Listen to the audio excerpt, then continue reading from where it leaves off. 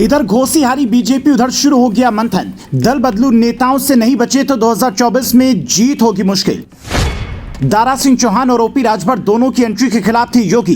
क्या हाईकमान को नहीं मिला सही रिपोर्ट कार्ड? इंडिया गठबंधन से पहले चुनाव में गाड़ा झंडा। अखिलेश की पीडीए फॉर्मूले का मोदी शाह को निकालना होगा तोड़।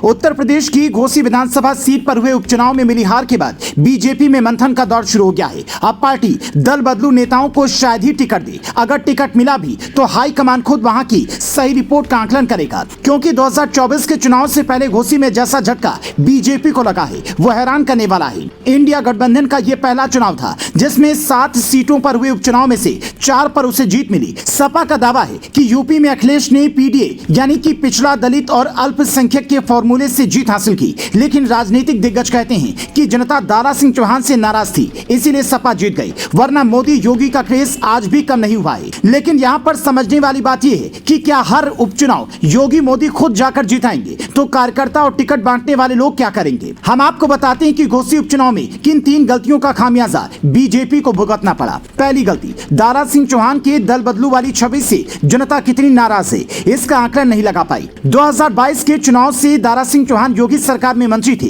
पर चुनाव से पहले सपा में गए। घोसी की जनता ने विधायक बनाया, पर 2 साल बाद ही इस्तीफा देकर बीजेपी में चले गए। उससे पहले भी वो बसपा, सपा और भाजपा में आना जाना कर चुके हैं। इससे जनता ने दारा सिंह चौहान के खिलाफ जाकर वोट किया। दूसरी गलती, दारा सिंह चौहान योगी के बुलडोजर मॉडल और योजनाओं की बात करते रहे, स्थानीय मुद्दों पर कोई चर्चा नहीं की। ओम प्रकाश राजभर और संजय निषाद के सहारे सोचा ये चुनाव भी जीत जाएंगे, पर राजभर और निषाद समुदाय ने भी साथ नहीं दिया। तीसरी गलती, योगी ये जानते थे कि दारा सिंह चौहान को टिकट देने में रिस्क है, पर कहा जा रहा है कि हाईकमान तक सही रिपोर्ट नहीं पहुंची और दारा सिंह को टिकट मिल गया। उसके बाद योगी ने बिल्कुल आखिर में प्रचार किया, तब तक बहुत देर हो चुकी थी। बड़े बड़े राजनीतिक दिग्गज यही कह रहे हैं कि योगी ना तो ओम प्रकाश राजभर को एनडीए में लाना चाहते थे और ना ही दारा सिंह चौहान को, पर आखिर में कहानी पलट गई। चूंकि ये इंडिया गठबंधन का पहला चुनाव था जिसमें अखिलेश की पार्टी ने झंडा गाड़ दिया, तो विपक्ष इस बात से पूरी तरह उत्साहित है और होना भी चाहिए। पर अखिलेश जिस पिछड़ा, दलित और अल्पसंख्यक फॉर्मूले के सहारे